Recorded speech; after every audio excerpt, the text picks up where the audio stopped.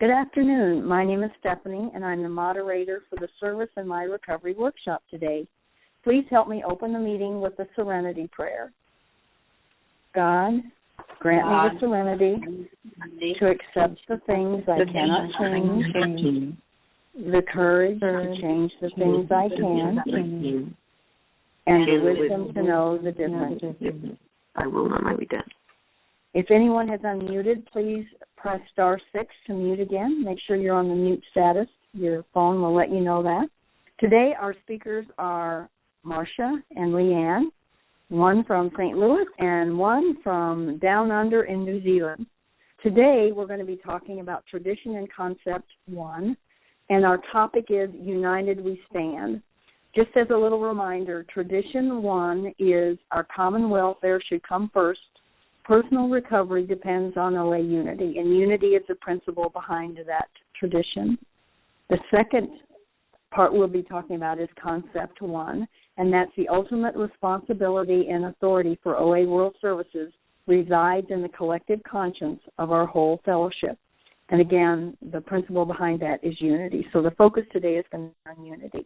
There will be a time, I don't have specific information about what literature might be mentioned, but you know that the steps and the traditions are in our OA, our 12-step and 12 traditions of Overeaters Anonymous book, and the concepts are in a workbook that we have, steps, traditions, and concepts. This is a time when we're going to have two speakers share, and we're going to want to let you know that this workshop is being recorded, and it will be posted on the OA website, podcast page, as well as other podcast tunes to things like iTunes. And if you speak, it's considered implied consent that your voice and your share will be recorded and posted.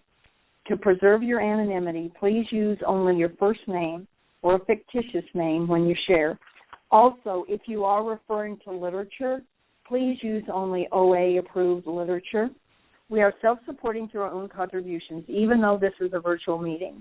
Please use special workshop meeting number 82278 when you make your contribution. Go to www.oa.org and click on the contributions button. Currently, it's up near the top of the home page. Donations may also be mailed to the World Service Office, which is P.O. Box 44020, Rio Rancho, New Mexico, 87174-4020. And you can find that address on virtually any piece of OA literature. Thank you for helping us to carry the message. This afternoon, our first speaker is going to be Marcia, as I said, who's from St. Louis. So, Marcia, please go ahead and start your story for us. And any thoughts that you have about unity. Thanks, Steph. Hi, my name is Marcia B. I'm a compulsive overeater from St. Louis, Missouri.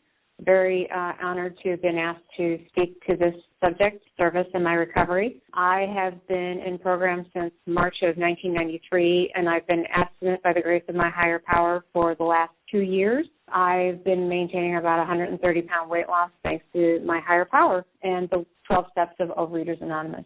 A little bit about me. When I was a very small child, I loved to eat. I wore my love of eating, being a chubby kid, a chubby child, a chubby teenager, and an obese adult.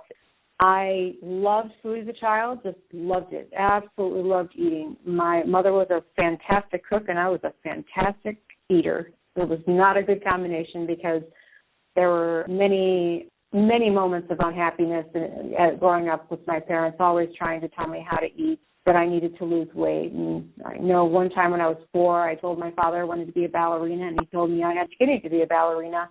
There were times my parents would try to get me into various diet clubs. One time I went to a doctor, and I was 8 years old when I was prescribed amphetamine for the first time. That didn't last very long. Then there were some commercial weight loss programs that my parents sent me to for a few times. Those didn't work very well. I love to eat. I just love to eat. It didn't really become a problem for me until I started middle school. You know, whatever bullying had happened maybe earlier in my life really didn't impact me because it just didn't bother me. But then it started to really it really started to hurt, and it really started to be a very, very painful existence. And as I was pushing into 12 years old and about 200 pounds, I was no longer eating because I enjoyed it. I was eating because I needed to have it, just so I could survive, just so I could not deal with the pain of growing up and what was going on around me. And there was a lot of hard times with me and food, needing to have food, and it spilled over into my adulthood. And every time that something bad happened in my life, it was food that was always there, that was always non-judgmental, it was always comforting, it was there. It was just a really difficult time. Later on, when I became an adult, it was really a difficult adulthood as well. I hated my job. I was not satisfied. I was eating to comfort myself. I was eating to derail the fact that I didn't have a boyfriend and I didn't have all the things that I wanted in my life. I was very unfulfilled and unhappy and always wanting things I couldn't have. I was lying. I was dishonest. And the one time that I finally did get on a commercial weight loss program, I had lost about 130 pounds. But then as soon as my mother died shortly after all of that, and the weight started coming back on. So food was something that I really, really, really clung to just get past everything that was going on in my life. So when I first started coming to OA, shortly after a few years after my mother had passed, I finally found a group of people who understood the problem of eating compulsively. And to get into, when I started OA, it was so fantastic. Oh my God, these people knew what it was like to eat out of a trash can. These people knew what it was like to eat burnt food, frozen food off the floor. I mean, it didn't matter what kind of food. It was food, and finally found a place where I could relate to a group that really knew what compulsive overeating was. And I finally had to admit that I was a compulsive overeater. So I started in OA, and about 6 months into the program, I jumped right into doing service right away. Somebody was leaving. Did not want to do the intergroup representative position anymore. So I said, I was a baby in the program really, but I kind of raised my hand and I said, sure, I'll do it. So I went to my first intergroup meeting, and 6 months after I started OA. Boy, when I started doing that service work, things just started taking off. I mean, I loved service, and I became an OA service junkie. It was amazing. I was meeting a lot of more people. I wasn't just in my one group. Now I was in the St. Louis area. There were a whole lot of other groups and a whole lot of other people there, and I was meeting all the other people in the other groups, and which made it easier for me to go to other meetings. And so I recognized that person for an intergroup, and it was great. And the following year, I got myself on the entertainment committee. I participated in entertainment for our convention, our annual convention. And for the first time since I was in sixth grade, I sang a solo in front of people, and it was a really wonderful time. I was on cloud nine. I was absolutely total pink cloud recovery, surrounded by a whole bunch of people who loved me and accepted me. So I threw myself into service. I was doing newsletter. I was, like I said, doing the entertainment for our convention. I was treasurer for our intergroup at one point. I did T-shirts and memorabilia, lots and lots of flyers, programs. I even chaired our annual convention one year. I was a Region 4 rep. I was a World Service Business Conference delegate. I did a whole lot, not necessarily all at the same time, but there were times there where I was wearing multiple hats. And there was a time around 2005 and I had some physical recovery in this program. I had managed to lose about 40 pounds in the program, but I was still not a normal weight. So I'd heard them say service is slimming, and I threw myself into it. And it was slimming to some extent, but it's not the be-all, end-all of this program. To recover physically in this program, you have to have a food plan, and you have to follow that food plan, make a commitment to that food plan, and work the steps and have a sponsor and find a power greater than yourself. So I wasn't really getting that, but I did throw myself into a lot of service, and I allowed myself to get very distracted in service. And it got to be that service and OA and all the things that I was doing was starting to become a big pain in the neck. So I started drifting away. I started getting interested in other things.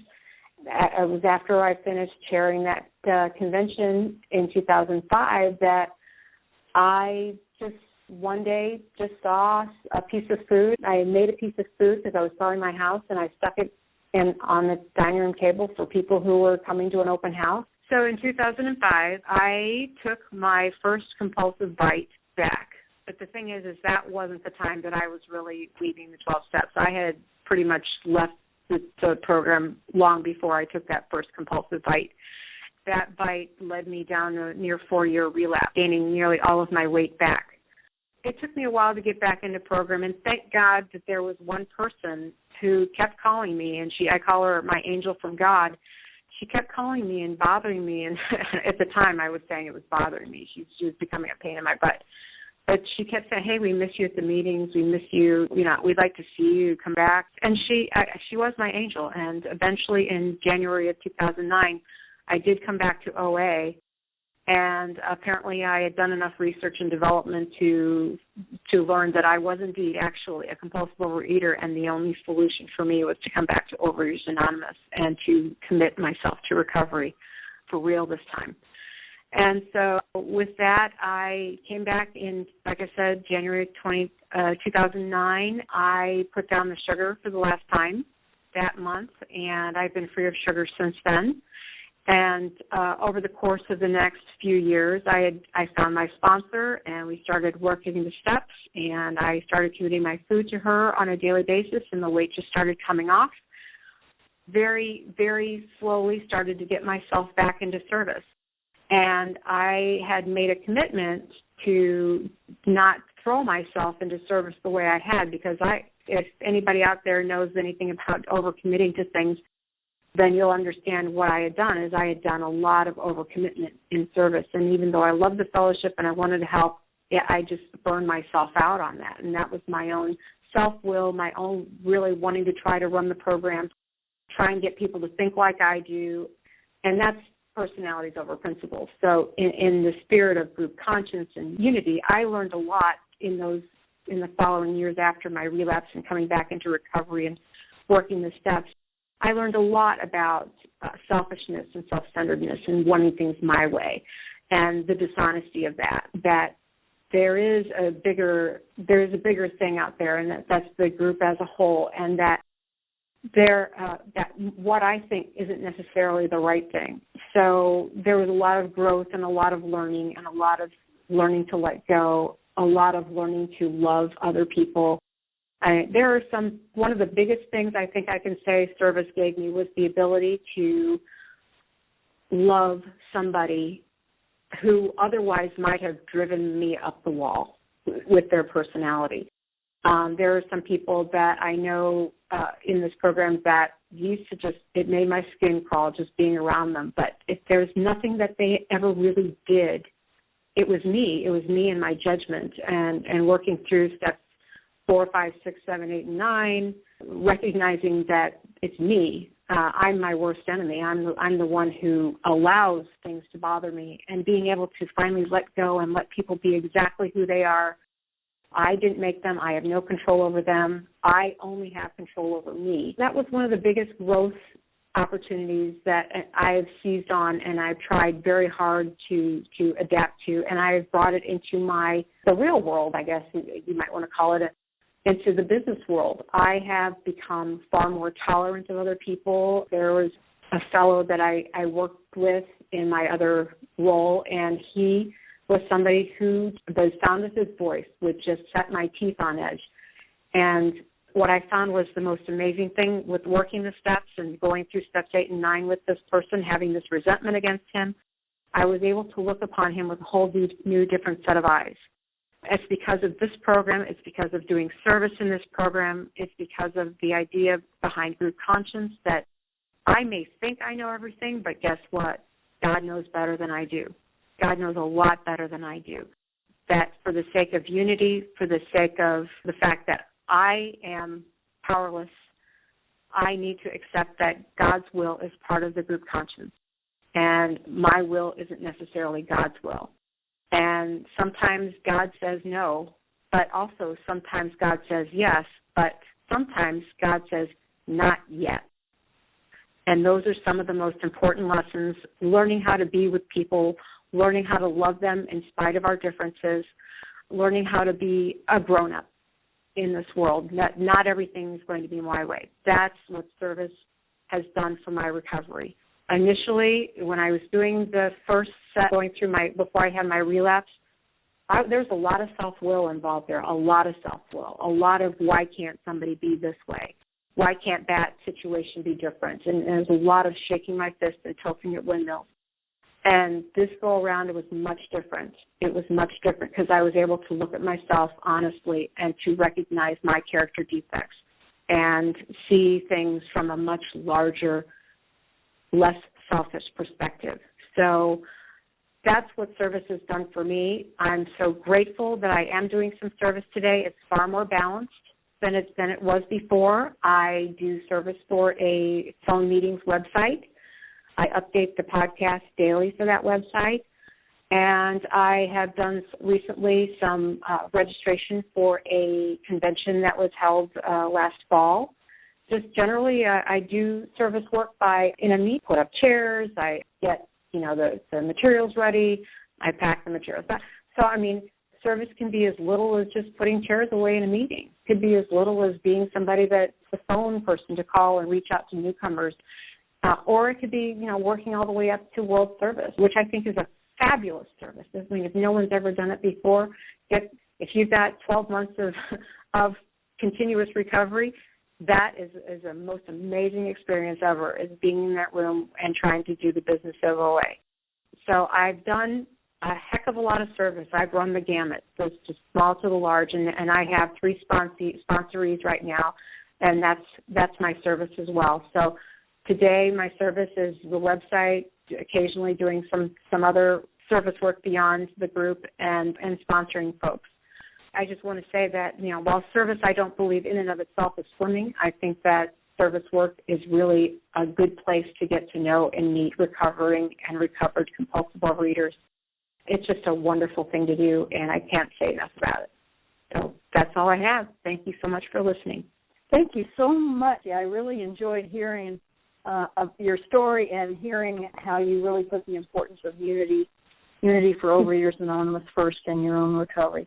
Before we move further to shares, I also want to let you know that one of my OA buddies sent me a quick little email reminding me that OA does have a wonderful pamphlet on the concepts. It's called The 12 Concepts of OA Service, and it's a handy-dandy, not hard to read little pamphlet. I think it's probably 10 or 12 pages long, maybe not even that long. It's really helpful. So if you have questions about the concepts, that's a really great piece of literature to get.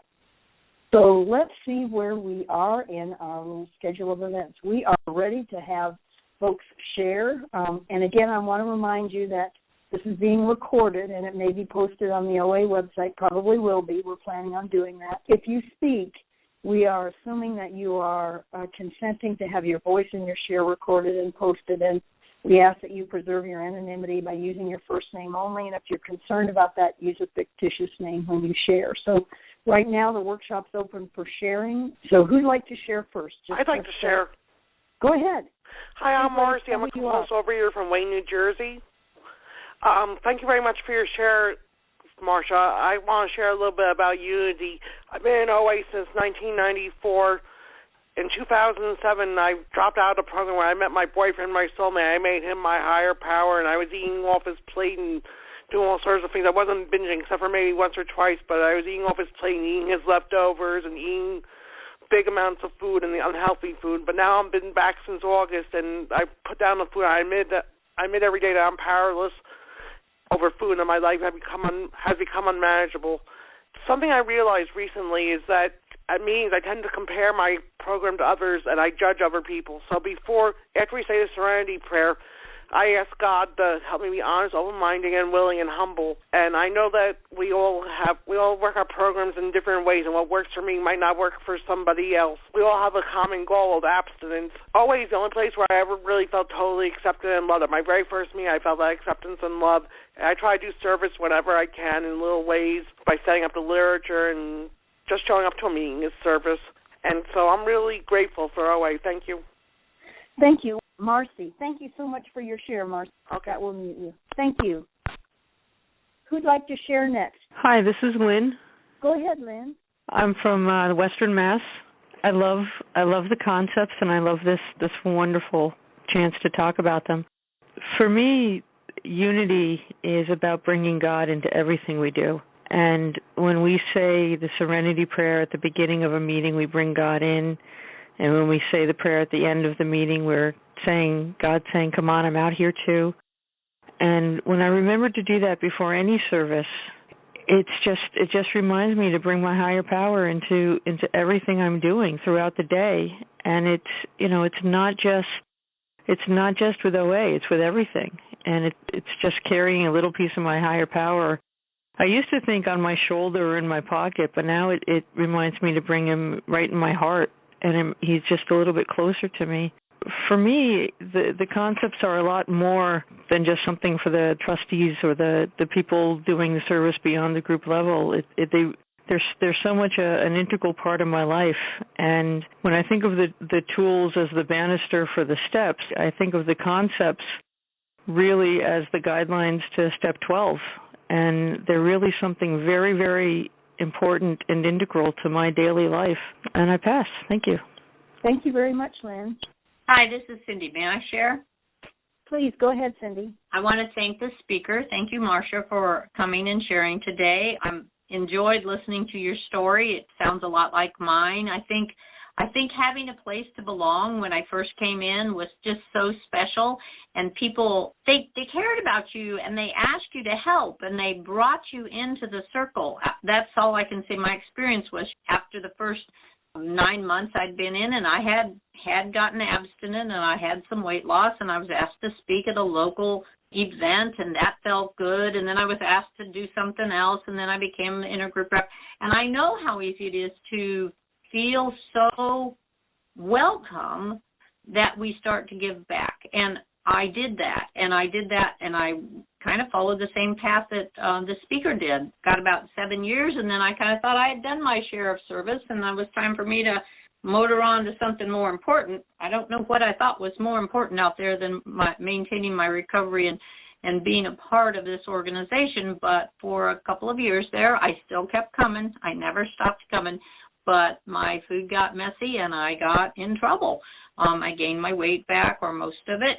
And then I had the foresight, the inspiration, the God switch, I don't know what it is, that said, you're in relapse, you need to get honest, you need to get clean, and you need to work the program the way the program's intended to be worked. And I still gave whatever service I could depending on where I was at. And I became abstinent again, and I still went back and gave service.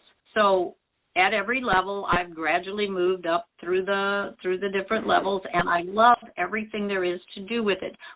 The unity piece is after I stopped thinking I knew all the answers. I stopped believing that only one way is the way. Sometimes I get to hear other people's opinions, and they frighten me because they sound so different from the way I became abstinent or the way I work my program. But God is really big, and he is really powerful. And so he can protect and care for and guide all of us. And it's not all the same way, and it's not all done the same way. And so as long as I can keep that in my heart, then I know that as long as I'm doing my third step every day, which is turning my will and my life and anything that God expects of me today over to him, then the rest of the pieces will fall in place. And I'm not here to make sure that this organization or anything else in my life goes a particular way. I'm just here to be loving and kind and accepting of whatever God's will is. And for me, that's what unity is about, that we all work together for recovery, for whatever's best for recovery, and God will take care of the rest of that. So with that, I'll pass. Thank you. Thank you, Cindy.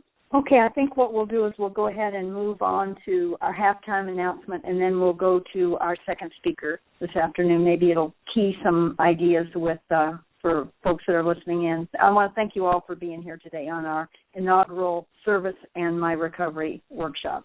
we want to remind folks about the seventh tradition. That's one of the ways that we're unified, is that we support each other with service and also with our finances. So we ask that you remember that OA is self-supporting. We support ourselves through our own contribution. So please take an opportunity to make a contribution, and when you do, use this special workshop number of 82278. Our virtual workshops are using that number. That way we see how many people are contributing for this ability to hear podcasts and these workshops. While our workshop may have no direct expenses, the World Service Office certainly does, and our contributions help to support that as well as carry the message to the fellowship. And the way that you can make a contribution is to go to OA.org and click on contributions, which is at the top of the homepage. Or if you don't have a computer or that makes you a little anxious doing stuff over the internet with regard to finances, you can check on any piece of literature and it has the OA P.O. Box, but I'll give it to you again real quickly. It's the World Service Office, P.O. Box 44020, Rio Rancho, New Mexico, 87174-4020. So we ask that you do that. Please help us carry the message and keep Overeaters Anonymous vital. So now's the time. We're going to move on to our second speaker. And this is exciting. This is the first virtual workshop where we're doing this through a recording. We have a young lady named Leanne who lives over in New Zealand who has made a recording to share about unity with us today.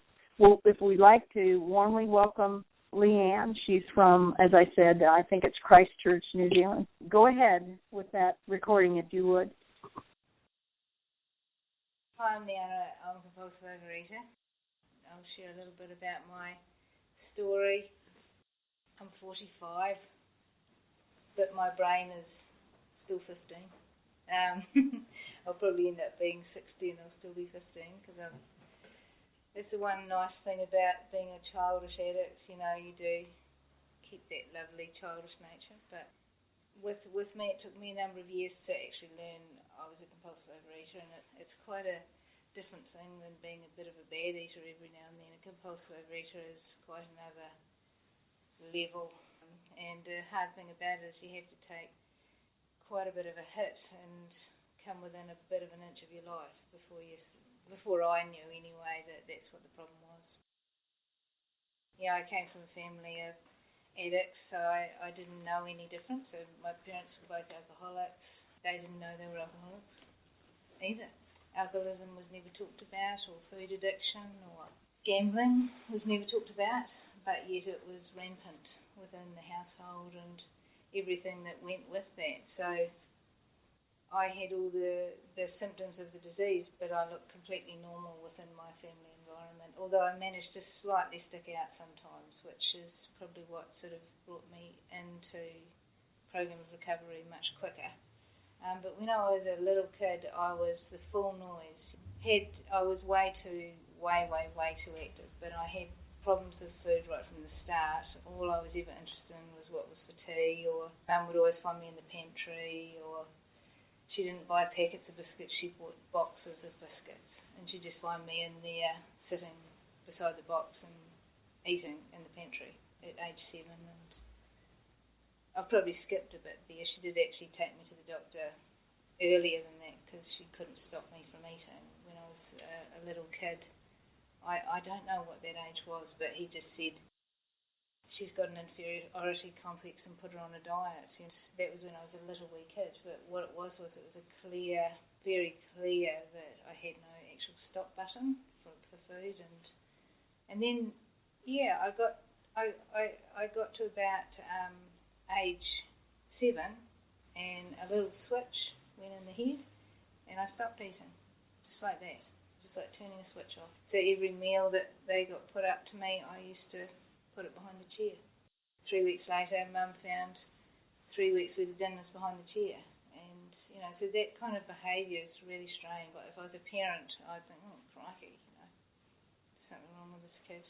So that's evidence of that. But if you had seen when I came into OA, I never would have been able to tell you that information. It was years of recovery where I started remembering things, listening to people. Oh, crikey, I did this, I did that.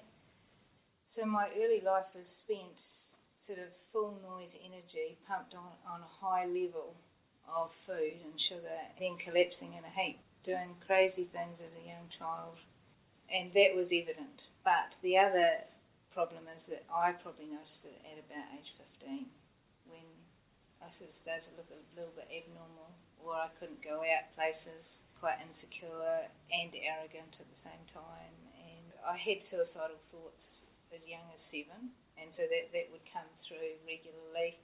I was isolating a lot. But having said that, I was also heavily involved in sport to the point where I was in the newspaper a lot, even as a young kid. So it was quite a crazy type existence, and came from an Irish background, and people said girls don't play rugby, and so I wanted to play rugby. Every mother's dream. Your daughter running around with a whole bunch of guys, smashing them. And, I was heavily involved in cricket. The reason why I mention that is that there is evidence of maybe I might have gone into a normal way of living, but because I had the disease of addiction, it just took all of that. Whatever talent was there or whatever way of life I might have led was there, the disease comes in, food comes in and just slowly takes it all. So at age 15, I began dieting or restricting food, and then eating, sometimes starving myself for weeks on end. Then I couldn't stop. And then I'd be off eating heaps. So I was doing so much sport, it controlled a lot of weight issues and things like that. Even though I felt heavy, I really wasn't. When I left school at age 17, the food had a hold of me, and alcohol by that time. But the food really had me. I'd stay indoors for 2 weeks at a time, just not going out much, and eating, going from dairy to dairy. I would go to one dairy, buy quite a bit of stuff, come home, watch Oprah Winfrey, go to another dairy, because I didn't want to get caught at the same dairy, and then I'd have to go to another dairy, a wee bit further on. Yeah, in the winter of that year, when I was around 20 years old, I got pneumonia, going from dairy to dairy in the winter, and the jersey that I had on, which I had nothing on underneath because I didn't want to look big, and so I got pneumonia. And it's that kind of stuff and wearing the same jersey every single day, same trousers every single day, because they're the ones that made me look the best. For me, the body image thing was only part of the symptoms of the actual problem of feeling terrible and the disease of addiction having its way with me, and being super sensitive and the self-centeredness to the extreme just made me slowly self-destruct from the inside out. And it was actually coming into AA and into a recovery program that started to educate me on addiction and the symptoms of it and how it worked, and immediately I admitted about my alcohol problem, but it wasn't the primary problem at that time. The primary problem was food. They were both sort of hand in hand, but it was together. One helped the other. And so in this short amount of time, I probably couldn't really tell you the whole story, but I have been underweight, I've been overweight, and I've been everything in between. And it was just a constant battle, of which I was exhausted at the end, and I had nothing left at the end. All I really needed to do was learn how to put things down. I did actually put one down at a time, and the last one was food, the last one. So one went down, then I thought, I think I can give up smoking. Then the food took off and went rampant, and then the food went down. To me, of course it happens that way. Of course it does. It's a recovery process, of which the first was the beginning, which was step 1. And then I began to come to meetings and listen at meetings, and then listen to people's experience. And then I waited for good advice and didn't rush. Now I have begun the steps and have been working this for a number of years, 17 years, of which it has been successful to date. I did begin a little process of thinking I was going to be the superhuman recovery person in the world and drop it all at once And I did do that to begin with, and I got very ill. So I've learnt never rush people. Just if they're here, wonderful, wonderful. Don't even have to be sober to be in a meeting. Wonderful. We just love having you here. Because slowly everything happens by osmosis, and the process. Just to finish on, there's this lovely, lovely saying that I think is the best thing I've ever read. Nature, patience and time are the three great physicians. And for me, that is what recovering from addiction is. It's a process of which it shouldn't be rushed. An individual is a prime example of nature in action, and they will know when they're ready, and they will know when it's time. They'll know when they've had enough, and then there's no rush. When you come into when I came into the program, health and mental health and physical health is what brought me here. It's probably why I landed OA. I wasn't getting better. I actually had started my recovery in AA, but I wasn't getting better, and I didn't really know why. I was quite naive and not very good at I couldn't really see myself very well, or not very good at self-analysing or whatever.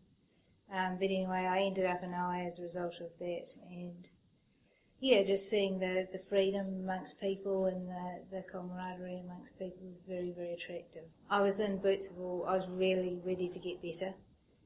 For me, I was actually thinking about this. I think the actual OA literature on unity and the traditions is actually the most sweetest spiritual reading that I've ever read on it. I mean, I know other programs are the same, but I really like what OA talks about in that way. So when I came into recovery, there was quite a strong faction of recovery in Christchurch, where I began to get better from food addiction. For me, I came in and started on a food plan that was weighed and measured. I needed that. I was so all over the place. I needed some kind of clear structure around food.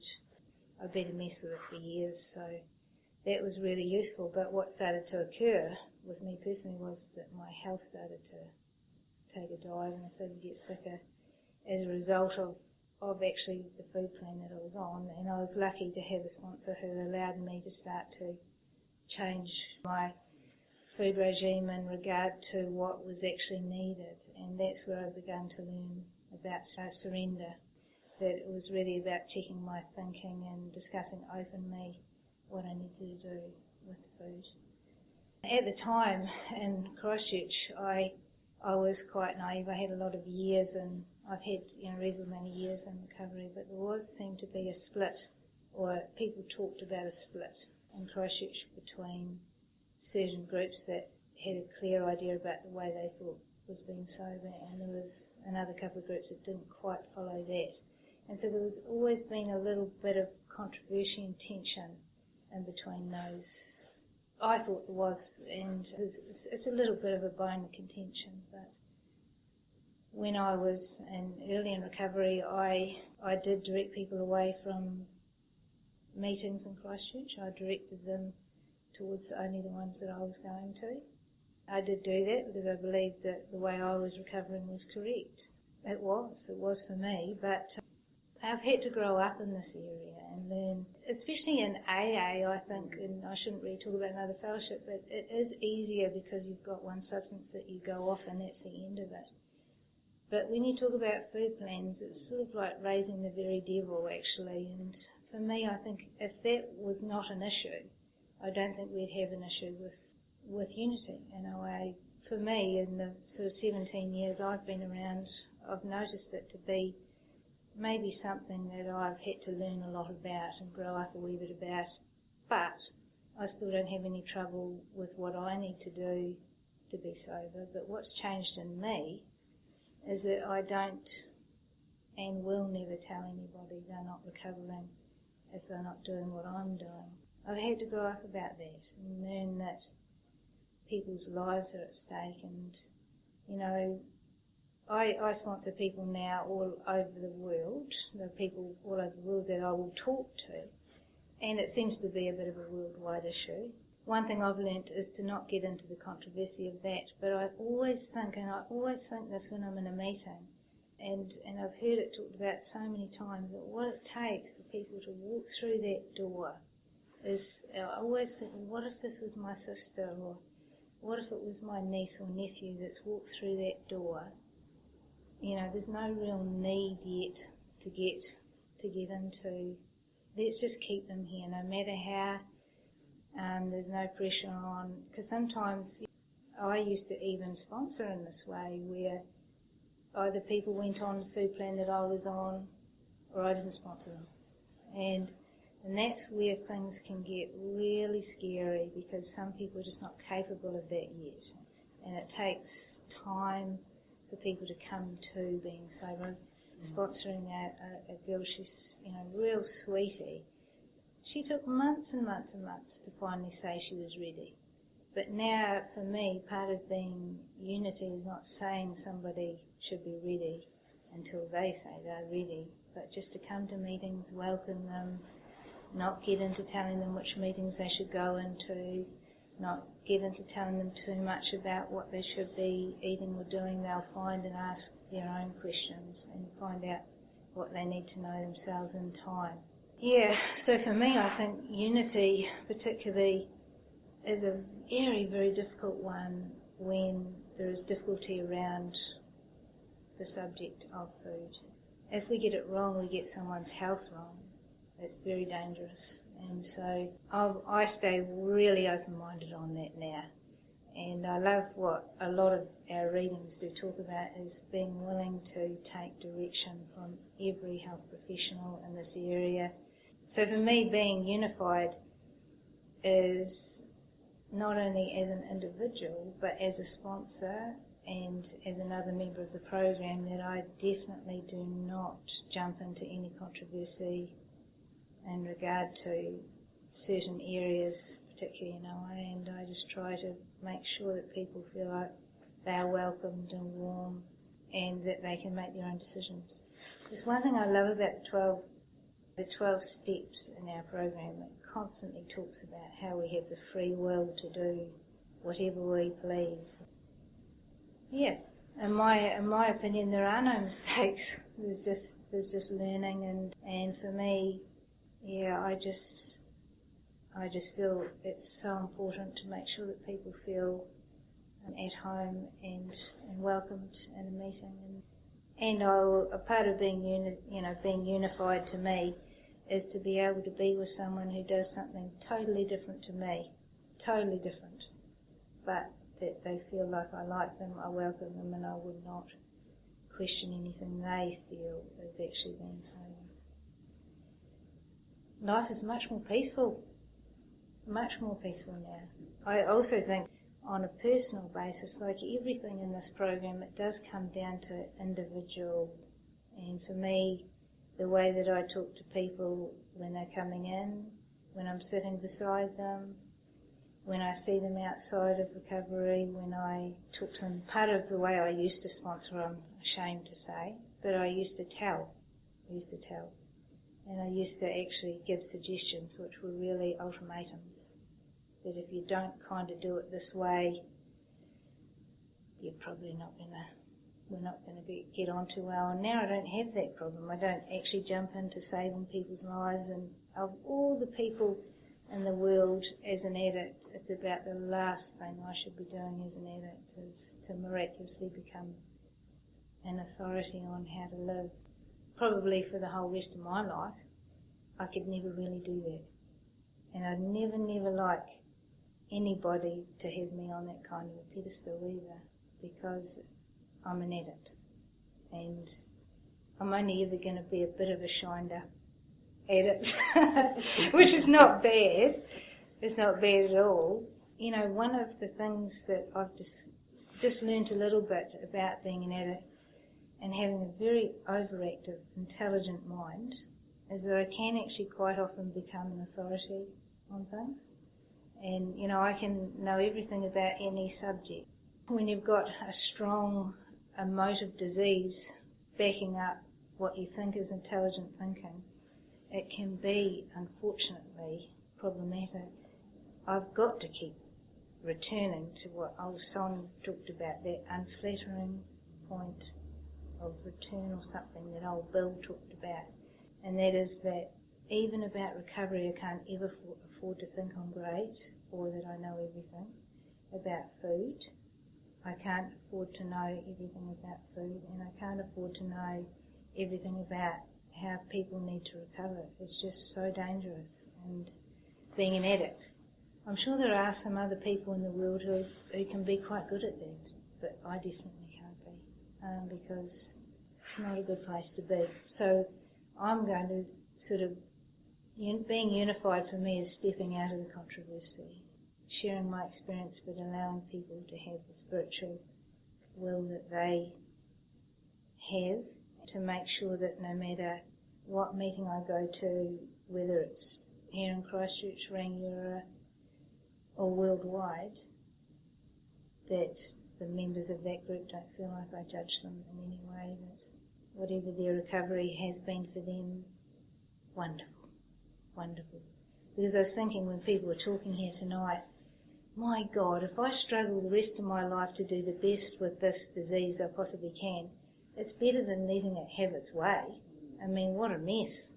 What a mess. And even if I stuff up and do a lot of things that might be considered to be a stuff up, it's so important to not feel ashamed of that, clean it up, use the steps on it and move on. Move on. And it's better than not doing anything. For me, I've always been a perfectionist, and that's part of the illness. I've got to try to not be a perfectionist in the program. Do my best, use the steps where I need to. I felt that my relations with people in the program now are way much more based on love rather than on fear. I'm just not scared of the food anymore. I know it can't do what alcohol can do, and that is an actual fact, but I need very clear parameters around what I can eat as an addict and what I can't. But I've had to learn to change and bend and let my thinking be changed in this area. For me, that's being unified, not only within myself, but also within the group, because whatever I believe in, I'll share, and thank God nobody will be listening too heavily to it, hopefully.